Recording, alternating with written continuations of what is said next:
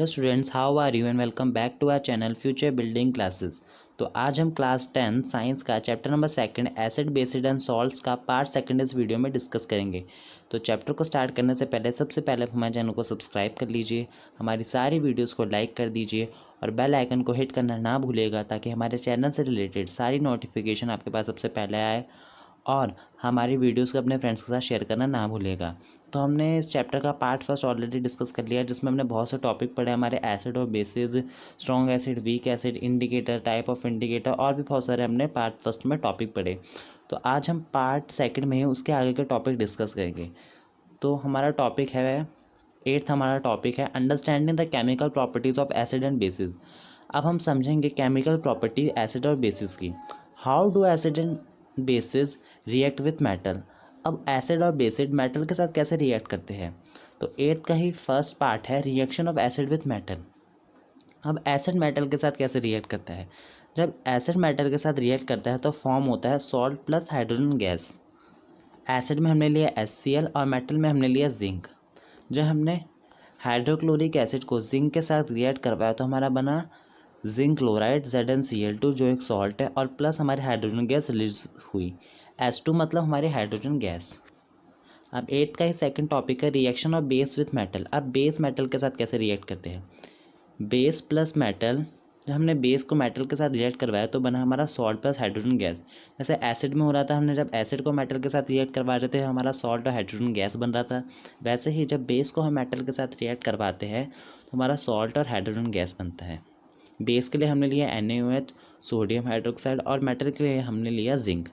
जब हमने sodium hydroxide को जिंक के साथ रिएक्ट करवाया तो हमारा बना सोडियम जिंकेट Na2ZnO2 प्लस हमारे हाइड्रोजन गैस रिलीज हुई। अब हाइड्रोजन गैस को हम कैसे टेस्ट करें, हम कैसे पता लगा सकते हैं कि किसी सब्सटेंस में हाइड्रोजन गैस प्रेजेंस है या हमारे प्रोडक्ट में हाइड्रोजन गैस रिलीज़ हो रही है। तो इसके लिए हम इस एक्टिविटी से जानेंगे। तो देखिए, इस एक्टिविटी में हमने एक लिया स्टैंड, हमारी टेस्ट ट्यूब। तो देखिए, हमने स्टैंड लिया, स्टैंड में हमने टेस्ट ट्यूब अटैच करी। अब टेस्ट ट्यूब में हमने डाला dilute sulphuric acid. Sulphuric acid एक एसिड है, इसका फॉर्मूला क्या होता है H2SO4। ये हमारा सल्फ्यूरिक एसिड का फॉर्मूला होता है, ठीक है।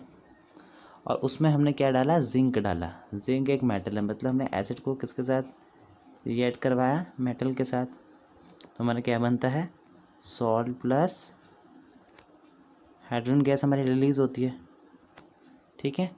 तो हमने जब एसिड को मतलब डाइल्यूट सल्फ्यूरिक एसिड को जिंक के साथ रिएक्ट करवाया तो हमारे हाइड्रोजन गैस रिलीज होगी। अब इसके साथ हमने एक डिलीवरी ट्यूब अटैच कर दी। डिलीवरी ट्यूब क्या करती है, डिलीवर करती है गैस को। और हमने इधर एक कंटेनर लिया जिसमें हमने क्या लिया, सोपी सोल्यूशन लिया। सोपी सोल्यूशन है ये। सोपी सोल्यूशन क्यों लिया, ताकि जब गैस इधर आया तो उसके बबल फॉर्म हो सके। तो देखिए, हाइड्रोजन गैस इधर से रिलीज़ हुई, जाएगी इधर ट्यूब में, ट्यूब से गई इधर और गई ऊपर की तरफ, इधर की तरफ। अब यहाँ से soap bubble filled with hydrogen gas. अब ये जो बबल बनेंगे इसके अंदर हाइड्रोजन गैस होगी। अगर हम इस बबल के सामने कैंडल लिया है ना, तो जो बबल्स होंगे वो ब्रस्ट हो जाएंगे, फूट जाएंगे पॉप साउंड से। मतलब उसमें पॉप साउंड आएगी जब ये बबल ब्रस्ट होंगे।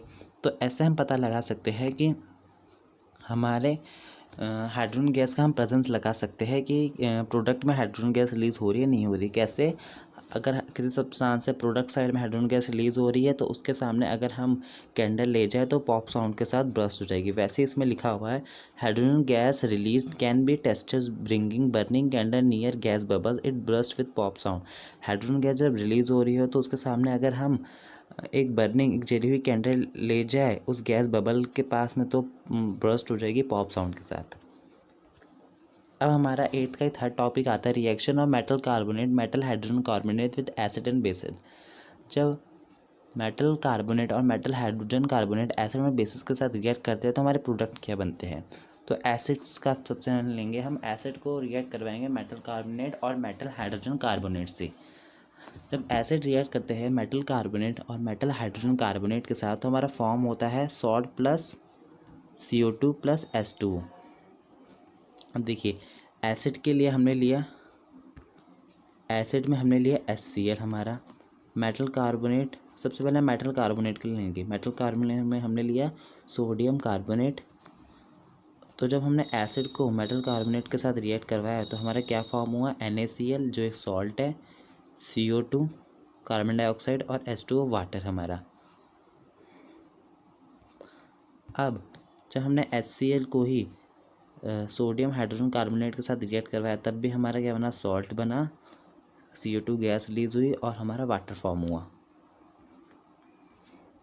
अब बेस हमारे मेटल कार्बोनेट और मेटल हाइड्रोजन के साथ कार्बोनेट के साथ रिएक्ट ही नहीं करते। जब दोनों रिएक्ट होते तो कोई रिएक्शन ही नहीं होती। अब हमने पीछे पढ़ा था हमारा CO2 रिलीज़ हो रही थी। अब जैसे H2 को हाइड्रोजन गैस को टेस्ट करने के लिए एक एक्टिविटी होती है, वैसे ही CO2 को टेस्ट करने के लिए भी एक एक्टिविटी होती है। CO2 can be tested by passing it through lime water. अब देखिए हमने समझ लिया एक टेस्ट ट्यूब ली, इसमें हमारा क्या है, लाइम वाटर है, ठीक है, लाइम वाटर है हमारा इसमें। अब इसके अंदर अगर देखिए CaOH2 ये होता है लाइम वाटर का फॉर्मूला, कैल्शियम हाइड्रोक्साइड के। जब हमने CO2 उसमें ऐड करा तो हमारा क्या बनेगा, कैल्शियम कार्बोनेट और water, lime water turn milky. अगर हम इस लाइम वाटर में CO2 ऐड करेंगे, जो लाइम वाटर होगा ना वो क्या हो जाएगा, वो मिल्की हो जाएगा, वो मिल्की में टर्न हो जाएगा, मतलब क्लाउडी हो जाएगा। और अगर इसी लाइम वाटर में ज़्यादा CO2 हो गई, एक्सेस ऑफ CO2 हो गई, देखो CaCO3 H2O और इसी में देखो CO2 की मात्रा ज़्यादा हो गई, तो हमारा जो मिल्कीनेस होगी ना, जो इसमें मिल्कीनेस आई थी, जो क्लाउडी इसमें वो आया था, कलर आया था, वो डिसअपियर हो जाएगा, ख़त्म हो जाएगा। तो ऐसे हम टेस्ट करते हैं CO2। अब 8th का हमारा 4th टॉपिक आता है reaction of acid and bases with each other. जब एसिड और बेसिस एक साथ रिएक्ट करते हैं तब क्या होता है, जब एसिड और बेसिस एक साथ रिएक्ट करते हैं तो हमारा सॉल्ट और वाटर फॉर्म होता है। ऐसे रिएक्शन को हम कहते हैं neutralization reaction. When acid and base react to form salt and water is called neutralization reaction। जब एसिड और बेस रिएक्ट होते हैं और बनता है हमारा क्या, सॉल्ट और वाटर, तो ऐसे रिएक्शन को क्या कहते हैं, न्यूट्रलाइजेशन रिएक्शन। अब देखिए एसिड के लिए हमने लिया हाइड्रोक्लोरिक एसिड और उससे हमने रिएक्ट करवाया सोडियम हाइड्रोक्साइड से, तो क्या बना हमारा, NaCl सोडियम क्लोराइड जो एक सॉल्ट है प्लस हमारा वाटर फॉर्म हुआ। इस आप पिक्चर्स में भी देख सकते हैं, जब हमने एसिड और बेस को रिएक्ट करवाया तो हमारा क्या बना, सॉल्ट प्लस वाटर।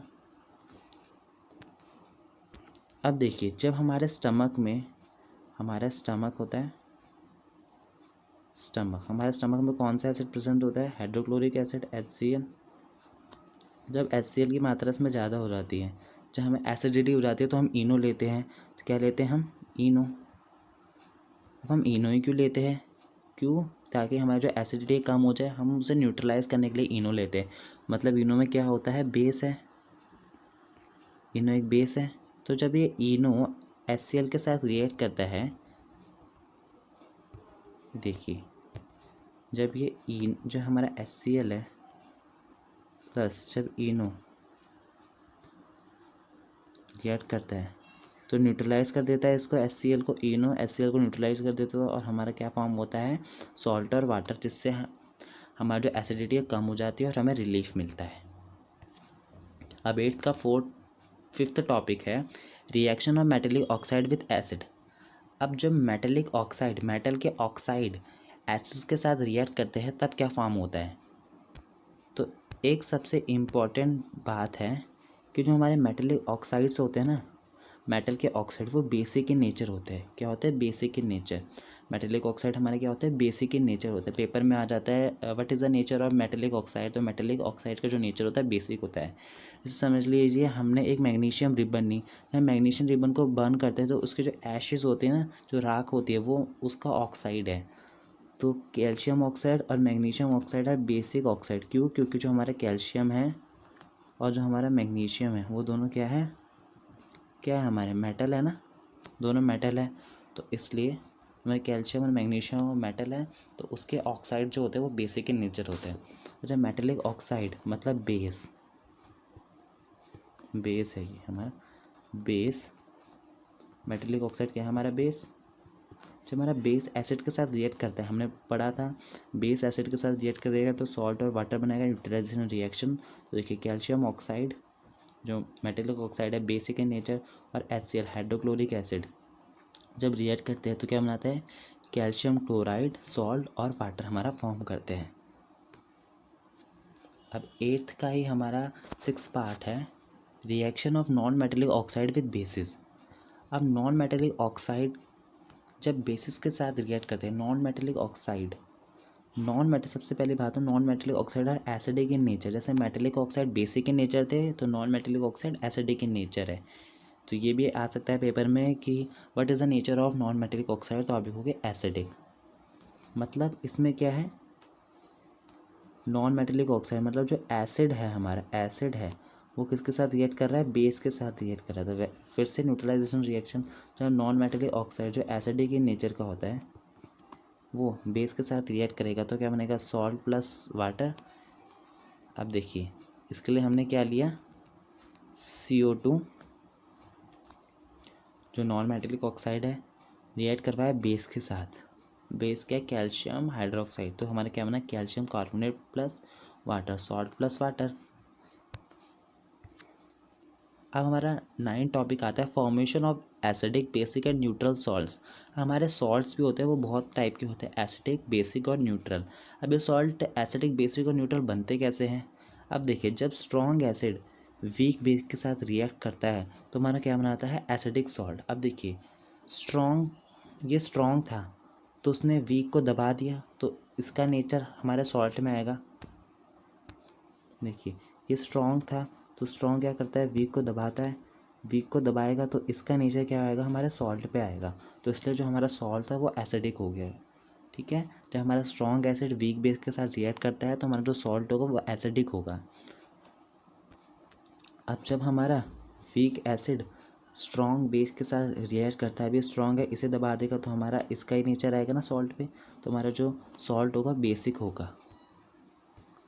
अब जब स्ट्रॉन्ग एसिड और स्ट्रॉन्ग बेस दोनों ही स्ट्रॉन्ग है तो हमारे क्या होगा, न्यूट्रल होगा, किसी का भी वो नहीं आएगा, नेचर नहीं आएगा, क्योंकि दोनों स्ट्रॉन्ग थे तो न्यूट्रल हो जाएगा सॉल्ट, ना ही एसिडिक ना ही बेसिक, न्यूट्रल। अब जब वीक एसिड वीक बेस होगा तब भी न्यूट्रल आएगा, क्योंकि दोनों वीक है तो ना ही किसी का भी नेचर सॉल्ट में नहीं आएगा, तो सॉल्ट क्या होगा, न्यूट्रल होगा। होप आपको पार्ट सेकंड समझ में आ गया होगा। स्टिल आपको कोई डाउट हो तो आप कमेंट कर सकते हैं। अब हम पार्ट थर्ड में इसके आगे के टॉपिक डिस्कस करेंगे। So thank you and have a nice day.